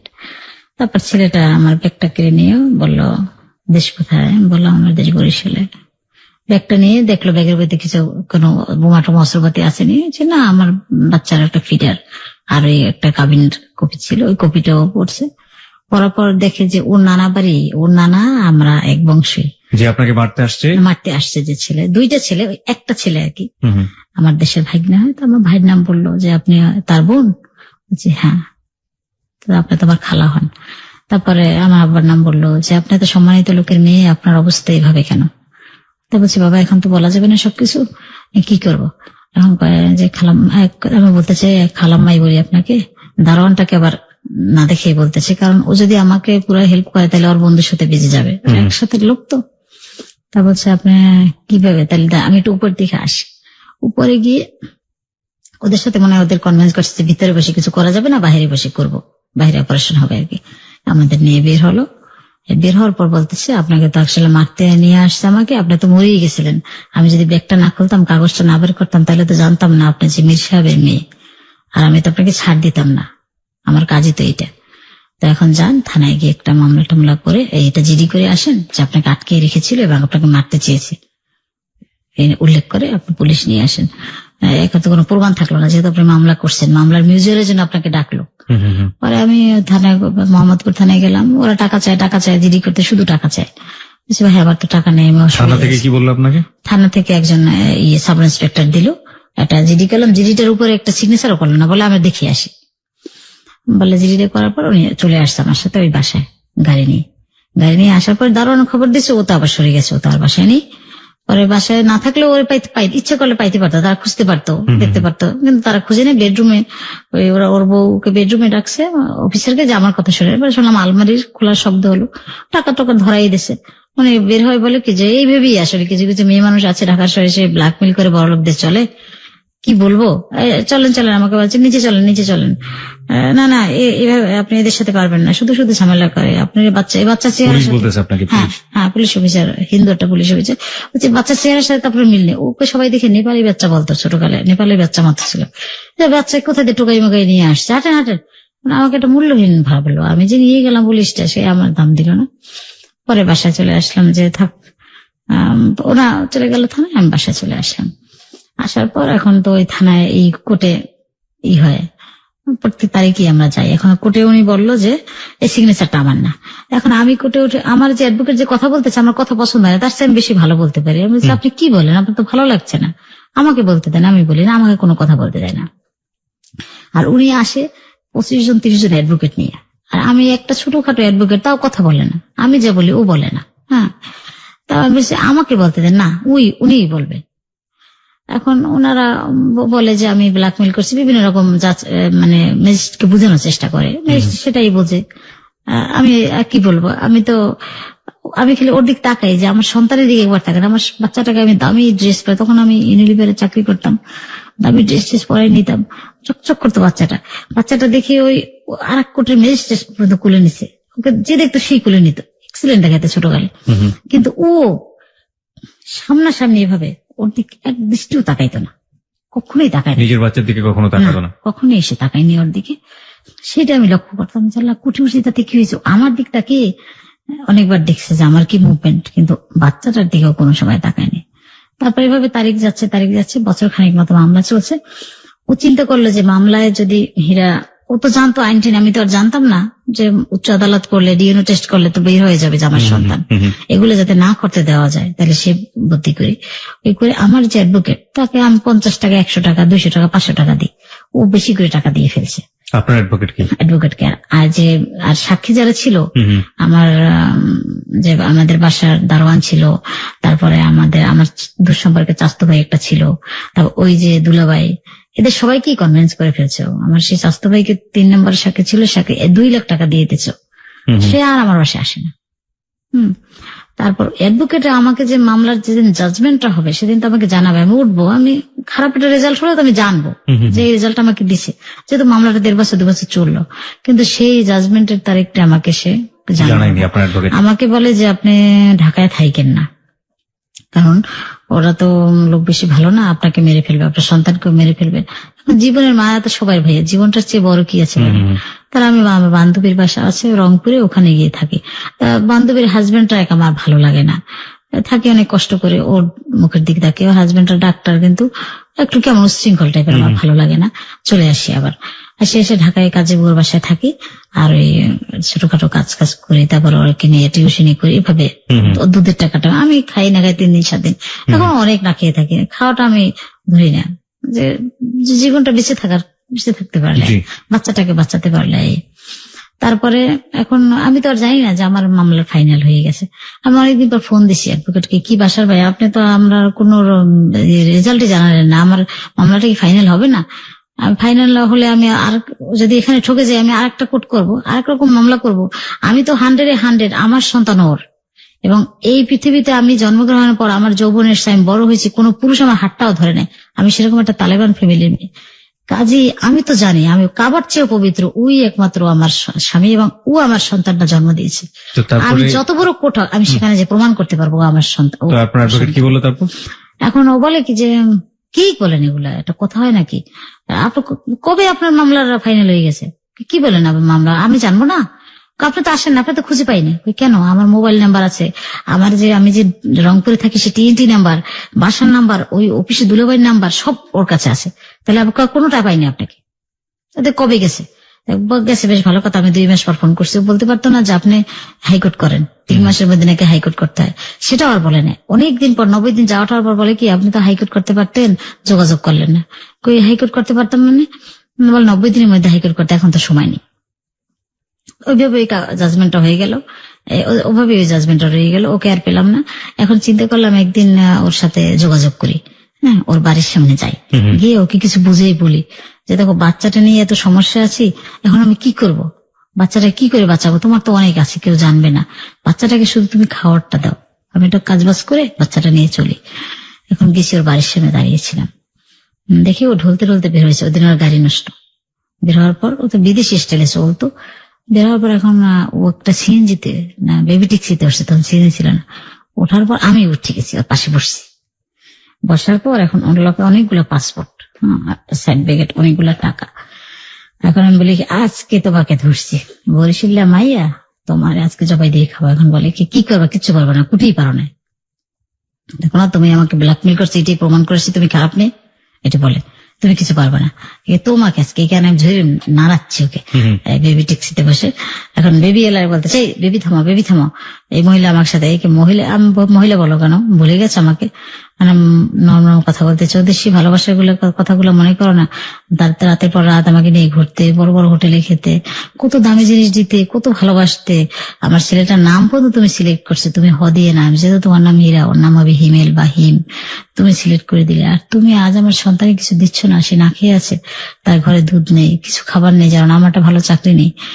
এই বলতেছি, ও শুনতেছে মতিঝিল পর্যন্ত আসার পর ও গাড়ি দিয়ে নেমে গাড়ি ভাড়াটা দিয়ে ওকে দেখো 1 পাও আসবা না আমার পিছিয়ে। এখন একবার এক রিক্সাওয়ালা আমাকে বলে কি হয় আপনাকে, আমার হাজবেন্ডকে ধরেন ভালো করে, আমরা আছি। আমি আবার ধরলাম না, যে ও যদি আবার অন্য আজে বাজে কিছু বলে, ভয় আমি আবার ওকে ছেড়ে দিলাম, কিছু বললাম না। বাসায় চলে আসলাম। বাসায় চলে এসে ওর একটা নাম্বার নিয়ে আসছে, যে অফিসে বসে ওই নাম্বার নিয়ে আসছে। নাম্বারে ফোন করছে একদিন, ও বুঝে নেয় যে আমি ফোন করছি। হ্যাঁ, তার আমি বলছি কি একটু ওর পিএস কে বলছি একটু বচকে দেওয়া যায়, তার দিছে। তারপর বলছে আমাকে একটু সাহায্য করো, আমি তো সমস্যা আছে বাচ্চাটা নিয়ে, বাচ্চাটা না খেয়ে আছে। কিন্তু কোনো কথা এসে বললো না যে বাচ্চাকে কি দেবে না দেবে। তুমি তো মামলাই করছো, আবার আমাকে ফোন করো কেন, তোমার তো লজ্জা থাকা উচিত, যেহেতু মামলা করছো তুমি আর কখনো আমাকে ফোন দিবে না। পরে আর ফোন দিনে যে না। কিন্তু ওর বাড়িতে আমি চিঠি দিই, বেড়াই এখনো চিঠি দিই, প্রত্যেক বছর 3-4টা চিঠি দিই, 5টা চিঠিও দিই। এবছরও 3টা চিঠি দিয়েছি। আবার ভয় দেখায় যে আমি ডিএনএ টেস্ট করবো, আমি কোর্টে উঠবো, এটা সেটা। ও তো জানে আমি কোর্টে উঠতে পারবো। তো মানবাধিকার আছে না, গত বছর ডিসেম্বরে মানবাধিকার বাস্তবায়ন ওখানে সিগমা হুদার, ওইটা গিয়ে আমি বললাম ডিটেলস যে আমি আসলে কি করতে পারি, বাচ্চারা আমি খুব অসহায়, কোথাও যেতে পারি না, কিছু করতে পারি না, বা আমি এখন অসুস্থ, হার্টের রোগী হয়ে গেছি চিন্তায় আমি ওটা কাজ করতে পারি না, বাচ্চাটা কি খাওয়াবো, কিভাবে বাঁচবো আমরা, আপনি একটু যেহেতু আপনারা মানবাধিকার বাস্তবায়ন করে, তা আমার সন্তানের অধিকারের বাস্তবায়ন করে দেন। এই বললাম। ওনারা একটা চিঠি দিল ওনাকে, চিঠি দেওয়ার পর উনি 27 তারিখে আমাকে আসতে বললো। ওনাদের উচিত ছিল যে আজকে আপনাকে অ্যাকসেপ্ট করবো না, 27 তারিখ আসেন, উনি যেহেতু 27 তারিখ আসবে না, সবখানেই দেখি গরমিল ভাইয়া, বুঝছেন। ওনারা আমি 27 তারিখে আসবো, ওনারা আসছে 24 তারিখ। এসে সিগনেচার করে বলে গেছে যে আমরা তো এটা একটা মামলা হয়েছে, মামলার জাজমেন্টে আমরা জয়ী হয়েছি, ও এই মহিলা ভালো না, এটা সেটা, এই বাচ্চাটা নিয়ে সমস্যা করতেছে, এই সন্তান আমাদের না, আমরা কিছুই জানি এই সম্পর্কে, আমাদের বাড়ি খাওয়ার জন্য এগুলো করতেছে, এগুলো বলে টলে উনি চলে গেছে ওই ওনার কাছে। উনি আবার 29তম বিসিএস ক্যাডার, মেয়েটা ম্যাজিস্ট্রেট হয়েছে। এখন উনি আমাকে বলতেছে আমি 29তম বিসিএস ক্যাডার। আপনার 29তম না 32তম, আমরা আপনাকে মূল্যায়ন করতে পারি না, কারণ আপনার 27 তারিখ ডেট, আপনার যে কমিটমেন্ট, আমি 27 তারিখ, ওনাও 27 তারিখ, আমার সামনে বসে ওনারা বলবে যে এটা আপনি 24 তারিখ তাদের সিগনেচার রাখলেন কেন, তাহলে 27 তারিখ আমার কি মানবাধিকার মূল্য আপনারা বাস্তবায়ন করবেন, আপনার আসলে লোক ভালো নাই বলে আমি ওখান থেকে চলে আসলাম, যে না ওখানে আমি কোনো বিচার পেলাম না, এভাবেই রয়ে গেল। এবার আবার অ্যাডভোকেটের সাথে আলোচনা করলাম যে আসলে এই ওর কিভাবে একটু অধিকার দিতে পারি। ও ইদানিং এখনো বড় হয়েছে না, এখন জিজ্ঞেস করে মা স্কুলে 2 বছর পড়াইনি, এবার ভর্তি করেছে অনেক কষ্ট করে, নিম্নমানের স্কুল, যেতে চাচ্ছে না। বস্তির দারোয়ান বলে আপনার ছেলে বস্তির বাচ্চাদের সাথে শুধু মেশে, কেন দেখি কি ওর ক্লাসমেট, মা ও ক্লাসমেট, কি বলবো, কি বাচ্চা কোথায় ভর্তি করেছেন, বাচ্চা স্কুলে বাসায় বসে থাকে মন নষ্ট হয়ে যায়, এখানে বড় হয়েছে না বুঝে। ওর বয়স এখন 11 বছর, আপনি 11টা বছর ধরে সংগ্রাম করছেন আপনার ছেলের অধিকার, আপনার অধিকার ফিরে পাওয়ার জন্য। শেষমেশ কি অবস্থা এখন, আপনি কি অবস্থায় আছেন আমাদেরকে একটু বলেন। এখন তো খুব খারাপ অবস্থায় আছি ভাই, আমি তো চাকরি করতে পারতেছি না, হার্টের রোগী, ওই চিনতে চিনতে আমার হার্ট নষ্ট হয়ে গেছে, ডাক্তার দেখাচ্ছি। আপনি বলছিলেন আপনি ইউনিলিভারে একসময় কাজ করতেন, ভালো চাকরি করতাম, চাকরিটাও নেই, কারণ অনেক সময় অসুস্থ হয়ে যায়, শুয়ে থাকতে হয় বস দেখে, শেষে বলছে সরি আপনি আসবেন না, ওটা তো বিদেশি কোম্পানি, অনেক হার্ড লিভার দিতে হয়। এখন তো কোনো কাজ বাজ নেই, স্কুলে মাস্টারি করতেছি, ওখান থেকে 2,500-3,000 টাকা আসে, দিয়ে বাড়ি ভাড়াও হয় না, খাওয়া হয় না, অনেক কষ্ট হয়, বাচ্চাটার জন্য কষ্ট হয়, বাচ্চা পড়াতে পারি না। ওই যে সব বইগুলো পুরান কিনে দিয়েছি, এখন বলে মা পুরান বই, অন্যান্য বন্ধুরা লজ্জা দেয়, তোর বাবা নাকি বিদেশ থাকে, তাতে পুরান বই পড়িস কেন, বলছি থাক, বাবা বলবে কি যে আমার বাবা একটু সমস্যা আছে, ছোট বাচ্চা তো বুঝে না, সে কান্নাকাটি করে, তারপরে খাওয়া দাওয়ায় কষ্ট হয়। 2,500 টাকা কি হয় ঢাকায়, বাড়ি ভাড়াটা বাসা ভাড়া নিয়েছি, ওইটা ভাড়া নিয়ে 2টা ছেলেকে দিয়েছি, ওরা বিশ্ববিদ্যালয়ে পড়ে, ওরা 2 রুমে থাকে, আর মা ছেলে মিলে বেলকনিতে আমরা থাকি, ফ্যান নাই, অনেক কিছু ছিল, সব তো নষ্ট হয়ে গেছে, 11টা বছরে আর কত থাকে, যুদ্ধ করতে করতে সব হারিয়ে ফেলছি। আপনি বলছিলেন আপনি 50 ভরি স্বর্ণ ছিল আপনার, সেই স্বর্ণ দিয়ে আপনি কি করেছেন? ওই যে ও খুব অসুস্থ হয়েছিল ছোট, তখন 11 দিন, তখন ওর স্টোমাকটা সমস্ত ব্যাকটেরিয়া হয়ে গেছিল, তখন এমআর খানের কাছে নিলে, ওনার ক্লিনিকে ভর্তি করার পর দামি ইনজেকশন দিল, ওই সময় সব বিক্রি করে দিছে স্বর্ণগুলো, ফার্নিচার অনেক বিক্রি করেছে, স্বর্ণ বিক্রি করে ওকে বাঁচাইছে। বাবা বেঁচে থাক, বাবা ছেলে বেঁচে থাকলে সব হবে, আস্তে আস্তে সব নষ্ট করে ফেলছে। এখন এই অবস্থায় আপনি আছেন। হিম, তুমি তোমার আম্মার কথা তখন শুনতেছিলা, তুমি যে আজকে যে জিনিসগুলো জানলা তোমার আম্মার কাছ থেকে, তোমার আম্মা তো তোমাকে এর আগে কখনো বলে নাই, তুমি কখনো তোমার বাবাকে সামনাসামনি দেখেছো? না। তোমার কখনো দেখতে ইচ্ছে করে? হ্যাঁ, দেখতে ইচ্ছে করে। তুমি তো জানলা তোমার বাবা তোমার আম্মুর সাথে কি করেছে, তো তুমি যখন বড় হবা তখন তুমি তোমার বাবাকে সামনে পেলে তুমি কি বলবা, কি জিজ্ঞেস করবা? আমি শুধু জিজ্ঞেস করবো যে আমাদের সে উনি চলে গেল কেন। তোমার বাবার প্রতি তোমার কোনো ক্ষোভ নাই? আছে। ও কি কখনো ওর বাবাকে নিয়ে কোনো কথা আপনাকে বলে? মানে ওর বাবাকে ইদানিং বলে, একটু বড় হয়েছে তো, আর বন্ধুদের সাথে মেশে বাবা বাবা বলে, আর সবার বাবা আসে, ওর বাবা আসে না, আবার সবার বাবা এই কাজ করে ও কাজ করে, আমার বাবা নাকি কত কি, আমার তো বাবাই দেখি না। মা তাইলে আমরা চলো, আমার বাবাকে আমি একটু দেখবো, আর কিছু চাই না, ছবিটা নিয়ে পড়তে বসে টেবিলে, চেহারাটা দেখে আর বলে কি আমি বাবাকে একটু দেখবো। মা কেউ বেইমান, ওকে দেখার দরকার নেই বাবা, তাতে কি একটু দূর থেকে দেখবো, কাছে গিয়ে বলবো, হাত ধরবো, আর বলছি না দরকার নেই, হয়তো দেখা পাবো না, শুধু শুধু গিয়ে কি লাভ, আমরা তো কষ্টই করতেছি। আপনি ব্যক্তিগতভাবে কখনো আপনার ছেলের জীবনটাকে কোনো থ্রেট মনে করেন কিনা? কারণ যেহেতু ওনার ছেলে জীবনে যে কোনো একটা সময় ডিএনএ প্রুভ করলে সেটা প্রুভ করা সম্ভব যে উনি তার সন্তান, বিভিন্ন ভাবে মানে যে কোনো ভাবেই হোক উনি পার পেয়ে যাচ্ছেন সব জায়গা থেকে, মানবাধিকার কমিশনের সব জায়গা থেকে পার পেয়ে যাচ্ছেন, টাকার জোরে হোক, যে কোনো ভাবেই হোক না কেন। তো যেহেতু উনি তার ছেলেকে মেনে নিচ্ছেন না, কোনোভাবেই আপনাদের প্রতি এরকম কোন ইয়ে আছে কিনা যে কোনো সময় মেরে ফেলতে পারে বা কোন একটা বিপদে ফেলতে পারে? আপনি এরকম ভাবে নিজেকে থ্রেট মনে করেন কিনা? হ্যাঁ, আমরা তো পালাই পালিয়ে থাকি, আমি তো মেইন রোডে তেমন আসি না। ওরা তো সবসময়, আর আমি তো বোরখা পরি। আমার কি যেন বলছিল আমার ফ্রেন্ড বোরখা ছেড়ে দে, কারণ যে মার্কা মারা বোরখা পরে যে কোনো মুহূর্তে আমাকে ধরে ফেলবে। ওরা তো বলি আমাকে মেরে ফেলবে। এবং ওই বাড়িটা না, ওর নামে ছিল অর্ধেক আর ওর ওয়াইফের নামে ছিল অর্ধেক। যখন শুনছে আমাদের এরকম একটা ঘটনা, যা কিছু রটে অবশ্যই কিছু বটে। উনি খুব ট্যালেন্ট মহিলা, উনি ওকে দিয়ে সবটা ওনার নামে লিখিয়ে নিয়েছে। আর ওনার শ্বশুর বাড়ি এক লাইনে, ওনার 4-5টা বাড়ি, শ্বশুর, তারপরে মামা শ্বশুর, খালা শ্বশুর বাড়ি, সবাই এক লাইনে। উনি কি করছে, ওনার শ্বশুর বাড়িটা সব ভাড়া দিয়ে শালা সুমন্দি শাশুড়ি সব ওনার বাড়িতে উঠে গেছে, যে যদি বাড়ি আমি কাউকে নিয়ে যাই দখল টখল করি। এই জন্য আমি তো দুর্বল মানুষ, টাকা নেই পয়সা নেই, আমার তো আর এইসব। তারপর আমাকে ভয় পাচ্ছে ওরা, যদি বাড়ি দখল করে সব ওই বাড়ি ভাড়া দিয়ে ওরা সব ওই বাড়ি জামাই বাড়িতেই থাকে সবাই। তুমি এই যে তোমার বাবা সম্পর্কে সবকিছু জানলে, তুমি বড় হলে কি হতে চাও?